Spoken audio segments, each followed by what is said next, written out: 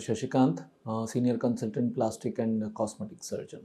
ఈ లైపోసెక్షన్ అనేది మనము కాస్మెటిక్ పర్పస్ కోసమే చేయాలా, లేకపోతే అదర్ దాన్ కాస్మెటిక్ పర్పసెస్ కోసం చేయవచ్చా?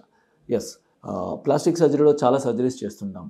కాస్మెటిక్ సర్జరీ, కాస్మెటిక్ పరంగా మనం చేసే liposuction, yes, like tummy abdominal liposuction చేయడం కానీ, లేకపోతే థైస్ కానీ, కాంటూర్ ఇంప్రూవ్మెంట్ అంటే ఏదైతే ఎక్స్ట్రా ఫ్యాట్ బల్జెస్ ఉన్నాయో దాన్ని తీర్చడం వరకు ఇది కాస్మెటిక్ రీజన్స్.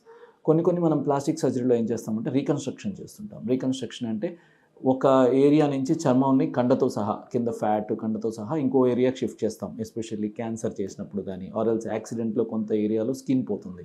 ఫర్ ఎగ్జాంపుల్ ఈ చేతి పైన స్కిన్ పోతుంది. ఈ చేతి పైన స్కిన్ పోయినప్పుడు ఏం చేస్తాము, దాన్ని అక్కడ టెండన్స్ అన్ని ఎక్స్పోజ్ అయినప్పుడు దాన్ని ఏం చేస్తాము, మనము పొట్ట కింద చర్మం పెట్టి ఆ చర్మాన్ని ఇక్కడికి తీసుకొస్తాం అనమాట.